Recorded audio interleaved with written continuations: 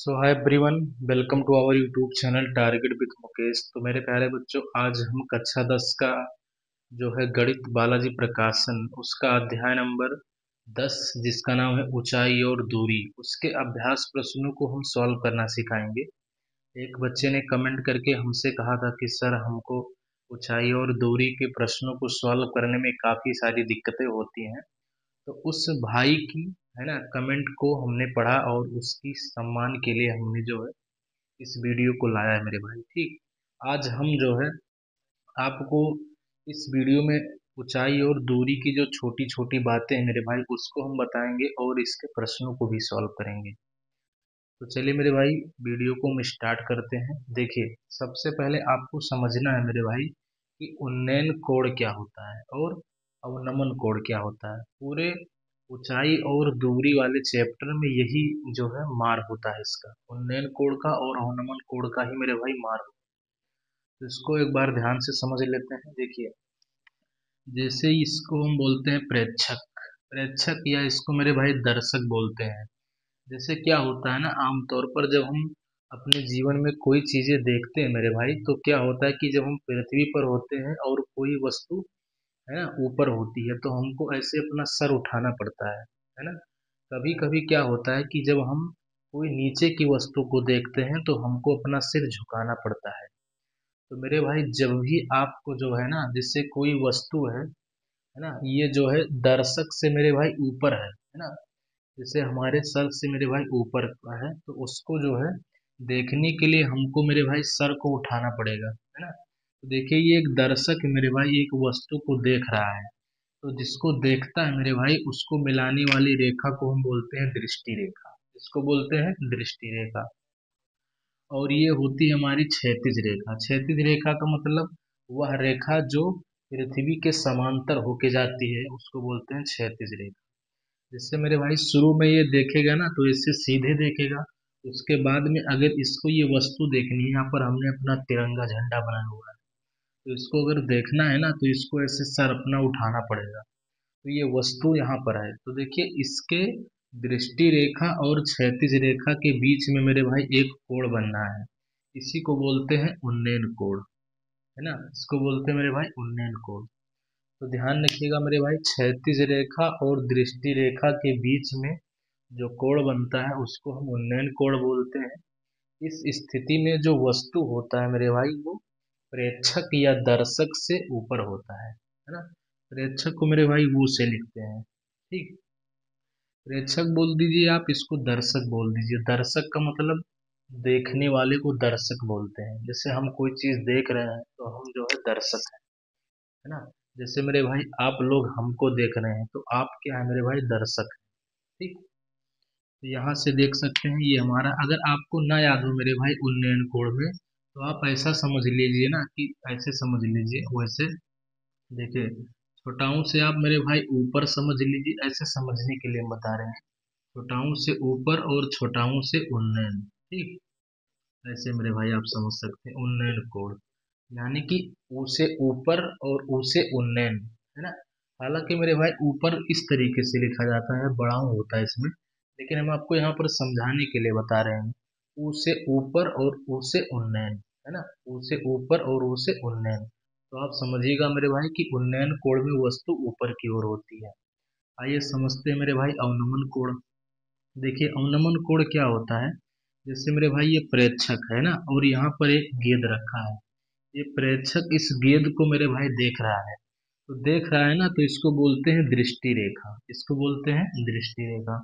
जैसे हम कोई चीज देख रहे हैं मेरे भाई, है ना, तो जिसको हम देख रहे होते हैं और हमारी आंख को जो मिलाने वाली रेखा होती है उसको बोलते हैं हम लोग दृष्टि रेखा, है ना। तो जैसे ये प्रेक्षक है, इस गेंद को देख रहा है, तो इसकी आंख को और इस गेंद को मिलाने वाली जो रेखा होगी उसको बोलेंगे दृष्टि रेखा। और ये है मेरे भाई क्षैतिज रेखा। क्षैतिज रेखा का मतलब वह रेखा जो पृथ्वी के समांतर होके जाती है उसको बोलते हैं क्षैतिज रेखा। और देखिए, इसके बीच में मेरे भाई एक कोण बनना है, तो इसको हम बोलते हैं अवनमन कोण। क्या बोलेंगे, अवनमन कोण।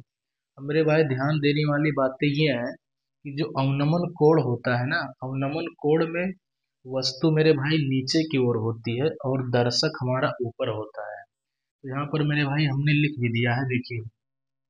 जब हम बात करेंगे उन्नयन कोण की, तो उन्नयन कोण की स्थिति में मेरे भाई जो दर्शक होता है ना, वो ऊपर होता है ना। दर्शक जो है, दर्शक ना, वस्तु जो होती है मेरे भाई, वो दर्शक से ऊपर होती है ना। जैसे ये कोई वस्तु है, तो ये देखिए दर्शक से ऊपर है, तो उन्नयन कोण बनेगा। और जब हम बात करेंगे अवनमन कोण की, तो अवनमन कोण की स्थिति में जो वस्तु होता है वो मेरे भाई दर्शक से नीचे होता है, दर्शक से नीचे होती है। जैसे यहाँ पर एक हमने बॉल लिया है, गेंद। देखिए मेरे भाई, ये जो गेंद है ना, वो दर्शक से नीचे है। इसको बोलते हैं अवनमन कोण। ध्यान रखिएगा मेरे भाई, उन्नयन कोण उससे ऊपर और उससे उन्नयन, यानी कि उन्नयन कोण ऊपर बनता है और जो अवनमन कोण होता है ना, वो नीचे बनता है। अगर आपने यहाँ तक समझ लिया मेरे भाई, तो आप एक इसका स्क्रीनशॉट लीजिए। उसके बाद हम जो है आपको सवाल करवाएंगे।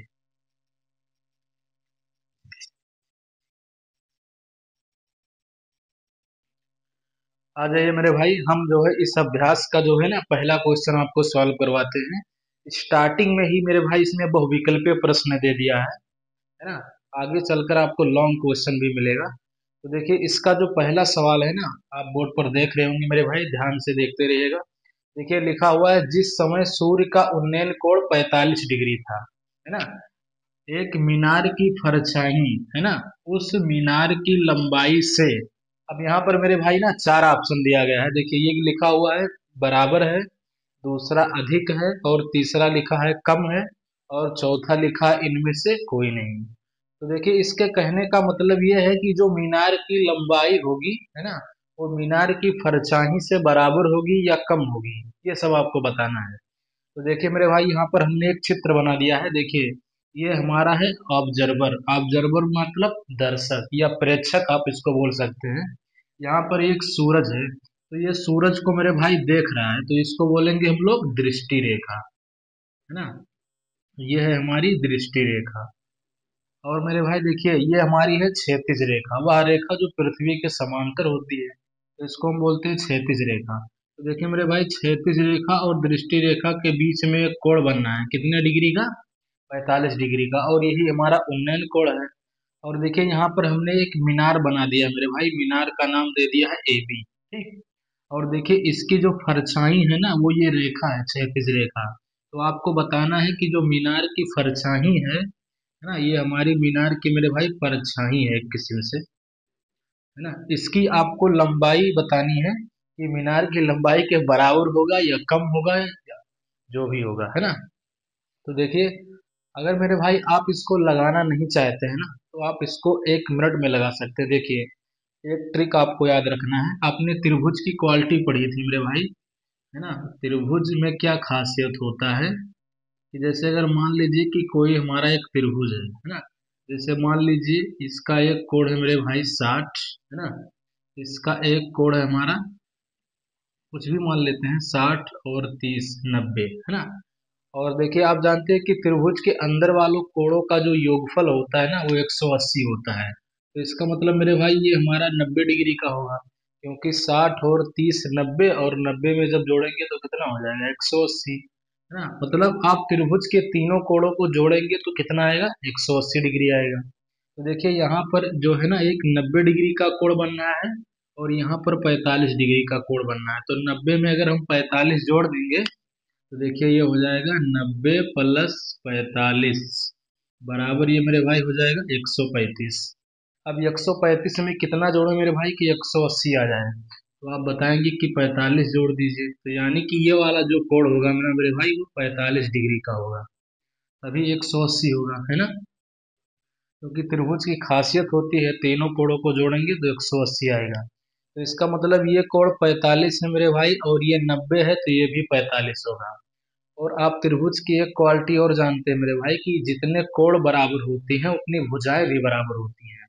तो देखिए यहाँ पर मेरे भाई दो कोण बराबर है, यानी ये वाला कोण मेरे भाई और ये वाला कोण, ये दोनों बराबर है। तो जो कोण बराबर होता है मेरे भाई, वो भुजा भी बराबर होता है। तो देखिए इस कोण, ये जो कोण बनना है ना, इस मीनार की और ये जो कोण बनना है इस क्षैतिज रेखा से बनना है। तो यहाँ पर मेरे भाई दो कोण बराबर है तो दो भुजाएं भी बराबर होगी। इसका मतलब मीनार की जो लंबाई होगी और जो परछाई की लंबाई होगी ये मेरे भाई दोनों सेम होगी, है ना। तो यहाँ पर हम लिख देते हैं मेरे भाई ऑप्शन नंबर ये। ठीक, ऐसे आप लगा सकते हैं मेरे भाई कि जैसे त्रिभुज के दो कोण बराबर हैं तो उनकी भुजाएं भी बराबर होंगी। त्रिभुज में जितने कोण बराबर होते हैं ना उतनी भुजा भी बराबर होती है। तो चूंकि यहाँ पर मेरे भाई दो कोण बराबर है इसीलिए इसकी दो भुजाएं बराबर है। तो इस मीनार की जो लंबाई होगी और परछाई की लंबाई होगी ये दोनों सेम होगी। ठीक, चलिए मेरे भाई आइए हम जो है आप एक इसका स्क्रीनशॉट ले सकते हैं। उसके बाद में हम जो है ना आपको क्वेश्चन नंबर 2 सॉल्व करवाते हैं। देखिए क्वेश्चन नंबर 2 इसको मिटाते हैं मेरे भाई। देखिए इसको मिटा देते हैं और क्वेश्चन नंबर 2 की तरफ हम चलते हैं। देखिए क्वेश्चन नंबर 2 हमारा क्या कहता है, आप बुक में देखते रहिएगा मेरे भाई। 2025 का जो बुक है उसी के बुक से मैं पढ़ा रहा हूँ आपको, है ना। आप जो है 2024 के बुक से पढ़ रहे होंगे ना तब भी कोई दिक्कत नहीं, क्योंकि सवालें जो है थोड़ा इधर उधर है तो आप उसको मैच करा सकते हैं, है ना। चलिए मेरे भाई हम जो है ना आपको इसका क्वेश्चन नंबर दूसरा सॉल्व करवाते हैं। देखिए हम लिख लेते हैं। देखिए लिखा हुआ है मेरे भाई, किसी स्तंभ की ऊंचाई उसकी छाया से अंडर रूट 3 गुना है, सूर्य के उन्नयन कोण का मान होगा। यानी इस जो है क्वेश्चन नंबर 2 का कहना है कि किसी, देखिए किसी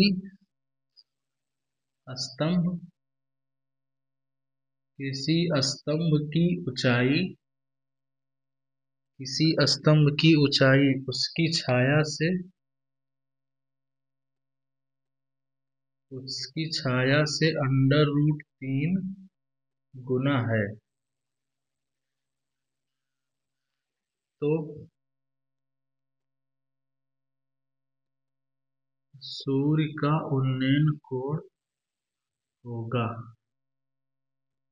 सूर्य का उन्नयन कोण होगा। देखिए ऑप्शन ये में लिखा हुआ मेरे भाई 45 डिग्री, है ना। फिर इसका ऑप्शन बी है 60 डिग्री। फिर इसका है ऑप्शन सी 30 डिग्री। फिर ऑप्शन डी है इनमें से कोई नहीं। देखिए इनमें से कोई नहीं।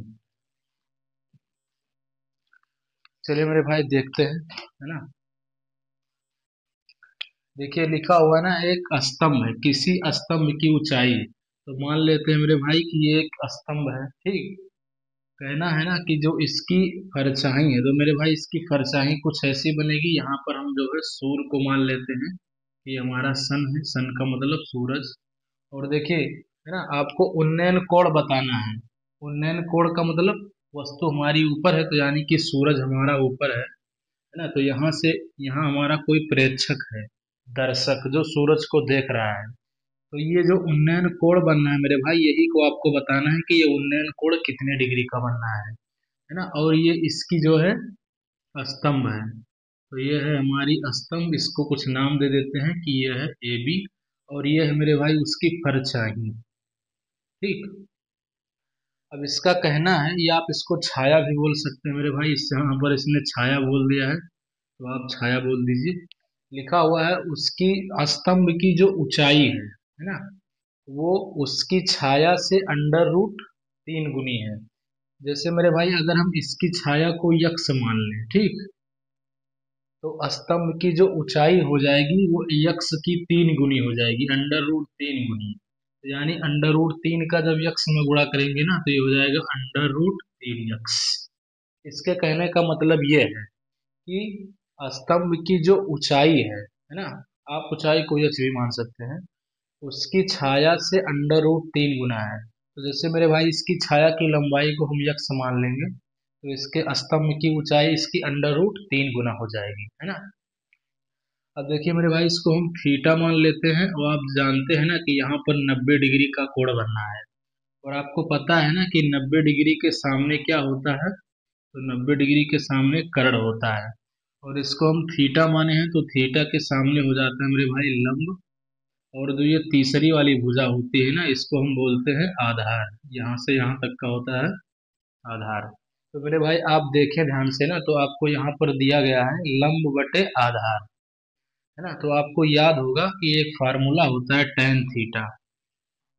टेन थीटा बराबर लंब बटे आधार। तो चूंकि देखिए जो आपको दिया जाए, है ना, तो वही फार्मूला आप इस्तेमाल कीजिए। देखिए यहाँ पर कर्ण आपको नहीं पता है ना। देखिए लंब पता है और आधार पता है, तो हम लंब बटे आधार इसीलिए लगाते हैं। तो देखिए लंब का मान है मेरे भाई √3 x, है ना। और देखिए आधार का मान है यक्स। तो यहाँ से मेरे भाई आप यक्स से यक्स को काट सकते हैं। तो ये हो जाएगा टेन थीटा बराबर √3, है ना। ये हो जाएगा टेन थीटा बराबर √3। और मेरे भाई आप ध्यान से देखिए ना कि टेन कितने का मान √3 होता है। तो आपको पता है मेरे भाई टेन 60 का मान जो है √3 होता है। तो यहाँ से ना टेन और टेन को काट देंगे तो ये हो जाएगा थीटा बराबर 60। तो थीटा बराबर 60 जो है इसका करेक्ट आंसर हो जाएगा मेरे भाई। ठीक, इस तरीके से आप इसका स्क्रीनशॉट लीजिए मेरे भाई, हम आपको अगला क्वेश्चन सॉल्व करवाते हैं।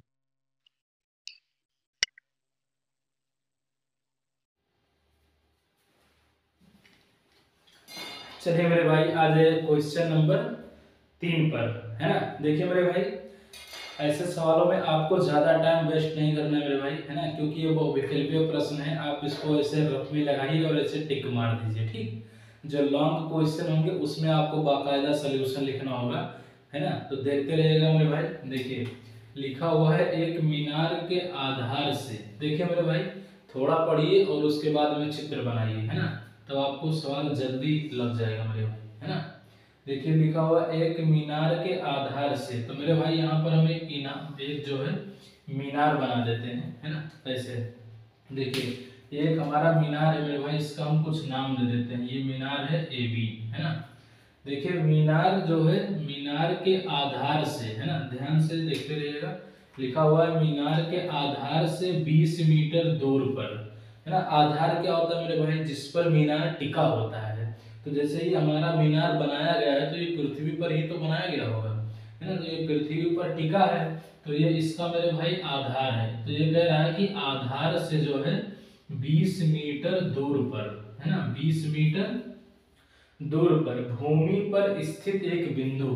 कहने का मतलब ये है मेरे भाई भूमि पर जो है ना एक बिंदु स्थित है। तो यहाँ पर हम मान लेते हैं एक बिंदु है वो, है ना, से मीनार का चोटी, है ना, मीनार की चोटी। अब मेरे भाई चोटी क्या है, तो देखिए चोटी का मतलब ये होता है जैसे लड़कियों का जो बाल होता है मेरे भाई, देखिए ऊपर होता है ना, तो वो छोटी होता है ना। तो ये मत समझिएगा। देखिए चोटी का मतलब ये होता है मेरे भाई किसी भी पॉइंट का जो सबसे मैक्सिमम पॉइंट होता है, महत्तम बिंदु, उसको चोटी बोलते हैं। तो ये है मेरे भाई चोटी, इस ये को हम चोटी बोलते हैं। ठीक, तो देखिए ये हमारा चोटी, इसको हम यहाँ पर लिख देते हैं।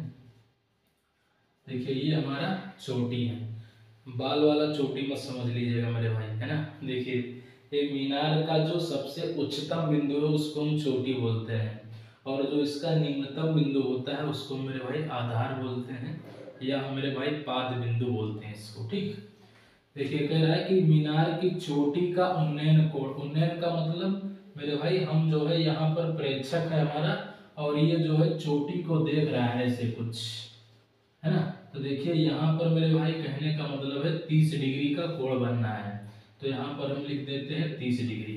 देखिए आपको करना क्या है, तो देखिए आपको करना क्या है ना कि मीनार की जो है मेरे भाई आपको ऊंचाई ज्ञात करनी है, मीनार की ऊंचाई। तो देखिए मेरे भाई हम मान लेते हैं ना कि मीनार की ऊंचाई यच है। देखिए हमको नहीं पता है, या आप इसको स्मॉल एच मान लीजिए, या मेरे भाई कैपिटल एच मान लीजिए, इससे कोई दिक्कत नहीं, सवाल को लगाना है केवल। ठीक, तो देखिए हमने यहाँ पर मान लिया है कि माना मीनार की जो ऊंचाई है वो हमारी यच है। अब देखिए मेरे भाई आप जानते हैं कि यहाँ पर जो है ना 90 डिग्री का कोण बनना है। 90 के सामने क्या होता है, तो देखिए 90 के सामने होता है कर्ण। और देखिए मेरे भाई ये थीटा है ना, तो देखिए थीटा के सामने क्या पड़ता है, लंब। तो ये हमारा हो जाएगा लंब, और जो बच जाता है उसको हम आधार बोलते हैं। तो ये मेरे भाई ये हो जाएगा आधार। तो ये क्या हो जाएगा आधार। अब मेरे भाई देखिए आपको ना, देखिए पता क्या है, लंब बटे आधार। तो यानी आपको tan थीटा लगाना है। देखिए कई सारे सूत्र हैं, आप जानते हैं 6 सूत्र है, लेकिन हमको जो पता होता है ना उसी का हम फार्मूला लगाते हैं। तो देखिए हमको पता है tan थीटा बराबर होता है लंब बटे आधार। देखिए मेरे भाई यहाँ पर थीटा का जो मान है ना वो 30 डिग्री है, तो यहाँ पर हम रख देते हैं tan 30 डिग्री बराबर लंब। लंब का मान है h, है ना। देखिए मेरे भाई देखते रहिएगा। देखिए आधार का मान है 20, तो यहाँ से हम रख देते हैं 20। और आपको पता होगा मेरे भाई tan 30 का मान होता है 1/√3। तो ये हो जाएगा 1/√3। अब इसको में से मेरा भाई तिरछा गुणा कर देंगे, इसको इससे गुणा कर देंगे और इसको इससे गुणा। तो देखिए एच को जब √3 में गुणा करेंगे तो ये हो जाएगा √3 इंटू एच, है ना। और 20 का जब 1 में गुणा करेंगे मेरे भाई तो देखिए 20 से कम कितना हो जाएगा 20। यहाँ से एच को हम रोक लेते हैं। देखिए √3 इधर गुणा में है मेरे भाई, तो उधर जाएगा तो क्या हो जाएगा, ये भाग में हो जाएगा। तो ये हो जाएगा 20√3। देखिए यही मेरे भाई मीनार की ऊंचाई हो जाएगी, या है ना, समझ सकते हैं कि ये मीनार की ऊंचाई है एच, स्मॉल एच का मान। या आप लंब समझ सकते हैं मेरे भाई, है ना। त्रिभुज के लिए लंब है, जबकि हमारे सवाल के लिए ये मीनार की ऊंचाई है। तो देखिए मेरे भाई इसमें कोई ऑप्शन नहीं दिख रहा है जिसमें 20/√3 आ रहा है। देखिए 20/√3 आना चाहिए, तो देखिए 20/√3 है, तो इसका मतलब ये भी नहीं होगा हमारा, ये तो हो ही नहीं सकता है ना। देखिए ये हमारा गलत हो जाएगा। फिर देखिए सीधा सीधा लिखा हुआ 20, तो 20 तो आया नहीं है मेरे भाई, ये भी गलत है। और देखिए ये ऑप्शन आया है, आप जल्दीबाजी मत कीजिएगा। देखिए लिखा हुआ है 20/3√3, जबकि केवल √3 लिखा हुआ है, तो इसका मतलब ये भी गलत है। तो इसका मतलब ये है मेरे भाई इनमें से कोई ऑप्शन सही नहीं है, तो यानी कि ऑप्शन नंबर डी जो है इसका मेरे भाई राइट उत्तर हो जाएगा। ठीक, चलिए मेरे भाई आइए जो है हम आपको क्वेश्चन नंबर 4 करवाते हैं। देखिए ध्यान से देखते रहिएगा मेरे भाई। देखिए मेरे भाई अगर ना आपको कोई भी दिक्कत होता है तो आप हमारे कमेंट बॉक्स में कमेंट करके आप हमसे पूछ सकते हैं, हम आपको बताने के लिए हमेशा तैयार रहते हैं मेरे भाई। ठीक, देखते रहिए। देखिए लिखा हुआ है यदि सूर्य का उन्नयन कोण 45 डिग्री है ना। देखिए मेरे भाई तो h मीटर स्तंभ के परछाई होगी। कहने का मतलब ये है मेरे भाई कि कोई एक स्तंभ है ना, ये मान लेते हैं ये है स्तंभ। देखिए यहाँ पर मेरे भाई बनाते हैं छोटा सा। देखिए ये हमारा है स्तंभ मान लेते हैं। देखिए ये हमारा है स्तंभ, इसको मान लेते हैं ए बी, है ना। देखिए ए बी एक मेरे भाई स्तंभ है ना। देखिए ये कह रहा है ना कि ये कितना मीटर ऊंचा है, h मीटर, तो इसको मेरे भाई h मीटर मान लेते हैं कि यानी कि ये जो स्तंभ है ना ये जो है h मीटर ऊंचा है, इसकी परछाई होगी। तो देखिए मेरे भाई ये ए बी जो है स्तंभ है, तो इसकी ये परछाई ये है हमारी, ये हमारी परछाई। जैसे आप जानते हैं जैसे कोई वस्तु है ना तो उसकी परछाई जो है ऐसे बनती है ना, क्षैतिज रेखा में बनती है, लेट जाती है उसकी परछाई। तो देखिए ये स्तंभ है मेरे भाई, तो इसकी परछाई कुछ ऐसी बनेगी, ये वाली रेखा लेट जाएगी। ठीक, इसको क्षैतिज रेखा बोलते हैं। देखिए लिखा हुआ है ना कि सूरज का जो उन्नयन कोण है वो 45 डिग्री है। यानी मेरे भाई यहाँ पर हमारा कोई प्रेक्षक खड़ा है जो सूरज को देख रहा है। यहाँ कहने का मतलब ये है मेरे भाई कि यहाँ पर सूरज है, सन। देखिए यहाँ पर जो ना यहाँ पर 45 डिग्री का कोण बन रहा है, 45। ठीक, आपको बताना है मेरे भाई कि जो है ना स्तंभ है, स्तंभ की परछाई क्या होगी, है ना। तो देखिए आपको इस परछाई को बताना है, यानी कि OB को। तो देखिए मेरे भाई अभी हमने आपको बताया था ना कि देखिए यहाँ पर 90 डिग्री का कोण बन रहा है। तो देखिए ये 90 हो गया, ये 45 हो गया। तो देखिए आप जानते हैं कि त्रिभुज के अंदर वाले कोणों को जब जोड़ते हैं ना तो कितना आता है 180। तो देखिए ये है मेरे भाई 90 है, तो देखिए 90 में हम 45 जोड़ेंगे तो ये हो जाएगा 135। अब मेरे भाई अगर हम आपसे पूछ लेना कि ये वाला कोण कितना होगा, तो आप बता देंगे कि सर 135 में आप 45 जोड़ दीजिए तो 180 हो जाएगा। तो देखिए ये हो जाएगा हमारा 45 डिग्री, है ना, कुछ इस तरीके से मेरे भाई। कहने का मतलब ये है कि अंदर वाले कोणों का योगफल 180 होता है मेरे भाई। तो ये जो हमारा तीसरा कोण बच रहा है ना, ये भी हमारा 45 डिग्री का ही होगा। अब देखिए मेरे भाई, इसके जो दो कोण है ना वो बराबर है, तो भी हमने आपको बताया कि अगर दो कोण बराबर होते हैं तो दो भुजाएं भी बराबर होती हैं। तो इसका मतलब ये है मेरे भाई कि स्तंभ की जो ऊंचाई होगी और जो फरचाही की लंबाई होगी ये मेरे भाई बराबर होगी, है ना। तो यहाँ पर देख सकते हैं, देखिए जितना मीटर ऊंचा स्तंभ होगा उतना ही मीटर की इसकी फरचाही होगी। कभी भी मेरे भाई ध्यान रखिएगा ना कि अगर जो है सूर्य का उन्नयन कोण 45 डिग्री होगा, है ना, तो जो भी वस्तु होगी जितनी बड़ी होगी उतनी बड़ी उसकी परछाई होगी। जैसे हम मेरे भाई हैं, जैसे अगर मान लीजिए सूर्य 45 डिग्री पर है ना, तो जो हमारी परछाई होगी, है ना, हमारी लंबाई के ही बराबर होगी। तो इसका मतलब ये है मेरे भाई कि अगर यच मीटर ऊंचा स्तंभ है तो उसकी परछाई भी यच मीटर होगी। तो यानी इसमें से जो ऑप्शन नंबर सी है मेरे भाई ये बिल्कुल राइट हो जाएगा। इस तरीके से आप बता सकते हैं। अगर मेरे भाई आपको ना समझ में आया हो तो आप इसको दूसरे तरीके से भी बता सकते हैं। देखिए दूसरा तरीका कैसे होता है मेरे भाई, तो देखिए जैसे हम यहाँ पर एक त्रिभुज बनाते हैं। देखिए ये हमारा है मीनार, है ना, यहाँ पर बन रहा है 45 डिग्री का कोण, ये है मीनार की ऊंचाई, है ना। देखिए मेरे भाई इसका दूसरा तरीका भी है। देखिए यहाँ पर 90 डिग्री का कोण बन रहा है, 90 के सामने आप जानते हैं कर्ण होता है। और देखिए ये हमारा थीटा है, थीटा के सामने पड़ता है हमारा लंब, और ये मेरे भाई है आधार। और ध्यान रखिएगा मेरे भाई यहाँ पर आधार है भी है और ये मीनार की परछाई भी है। और देखिए आप जानते हैं फार्मूला जानते हैं मेरे भाई, tan थीटा, tan थीटा बराबर लंब बटे आधार। देखिए थीटा का मान यहाँ पर 45 डिग्री है, तो अगर यहाँ पर मेरे भाई 45 आप रख देंगे ना तो ये हो जाएगा tan 45 बराबर लंब, लंब का मान है यच, आधार तो वैसे ही रहने देते हैं मेरे भाई, है ना। देखिए आपको पता है मेरे भाई ना tan 45 का मान कितना होता है, तो देखिए tan 45 का मान 1 होता है और ये हो जाएगा यच बराबर आधार, है ना। आधार से जब इसमें गुणा कर देंगे ना तो यच बराबर हो जाएगा मेरे भाई आधार। आधार का मतलब क्या है मेरे भाई, आधार का मतलब परछाई है यहाँ पर, है ना, क्योंकि ये मीनार है और ये मीनार की परछाई है। तो यहाँ पर ये भी आपको पता चल रहा है कि जो आधार है मेरे भाई और लंब है, यानी आधार और लंब दोनों बराबर है। तो इसका मतलब क्या है, इसकी परछाई और इसकी लंबाई दोनों सेम है। तो इस तरीके से भी आप लगा सकते हैं मेरे भाई। चलिए मेरे भाई अगर आपको कोई डाउट होता है ना तो आप मुझसे पूछ भी सकते हैं। आप इसका स्क्रीनशॉट लीजिए मेरे भाई, एक सवाल इसका और बचा है वो भी हम आपको निपटाते हैं इसको, है ना, लगा कर मेरे भाई, है ना, उतार लीजिए इसको, उसके बाद में इसको रफ करते हैं मेरे भाई।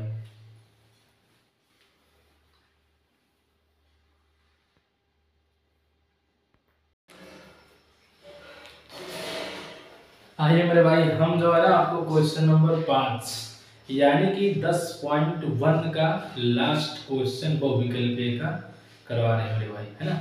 इसके बाद हम मेरे भाई लॉन्ग लॉन्ग क्वेश्चन आपको करवाएंगे, ठीक। तो देखिए इस सवाल को मेरे भाई फिनिश कर लेते हैं, उसके बाद देखते हैं।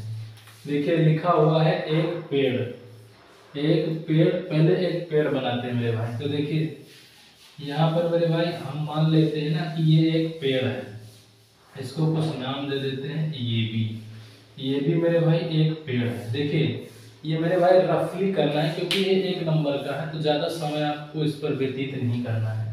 देखिए लिखा हुआ एक पेड़ सतह पर ऊर्ध्वाधर खड़ा है। देखिए ऊर्ध्वाधर का मतलब क्या होता है मेरे भाई, ऊर्ध्वाधर का मतलब एकदम सीधा खड़ा है ना, इस तरीके से। तो देखिए मेरे भाई एकदम सीधा खड़ा है 90 डिग्री पर। और देखिए लिखा हुआ है ना पेड़ से 10√3 मीटर दूर, यानी कि मेरे भाई पेड़ से 10√3 मीटर दूर सतह पर, है ना मेरे भाई। देखिए अब ये जो पेड़ है ना वो किसी सरफेस पर खड़ा होगा यानी जमीन पर खड़ा होगा। तो इसका कहना है ना कि जमीन पर जो है 10√3 मीटर, है ना, दूर पर किसी बिंदु से, मान लीजिए कोई बिंदु है मेरे भाई, वो किसी बिंदु से पेड़ की ऊपरी चोटी। फिर मेरे बात देखिए मेरे भाई जो है इसमें चोटी की बात हो रही है। देखिए देखा होगा पेड़ की ऊपरी चोटी। चोटी का मतलब क्या है मेरे भाई, पेड़ का जो सबसे उच्चतम बिंदु है वही हमारा चोटी है ना। तो देखिए पेड़ का मेरे भाई सबसे ये उच्चतम बिंदु हमारा ये है, तो ये हमारा जो है पेड़ की ना चोटी है मेरे भाई, चोटी। ठीक, ये चोटी शब्द बार बार आपको जब एग्जाम में भी इसके सवाल आते हैं मेरे भाई, चोटी, पाद, बिंदु, ये सब ध्यान रखिएगा। चोटी का मतलब होता है जो महत्तम बिंदु होता है, सबसे ऊंचा वाला बिंदु होता है, उसको चोटी बोलते हैं। ठीक, देखिए ये लिखा हुआ है ना, पेड़ की ऊपरी चोटी से उन्नयन कोण 60 डिग्री का है। यानी मेरे भाई यहाँ पर कोई आदमी खड़ा होगा, दर्शक, जो ना पेड़ की चोटी को देख रहा होगा, ऐसे कुछ ऐसे एकदम देख रहा होगा आराम से।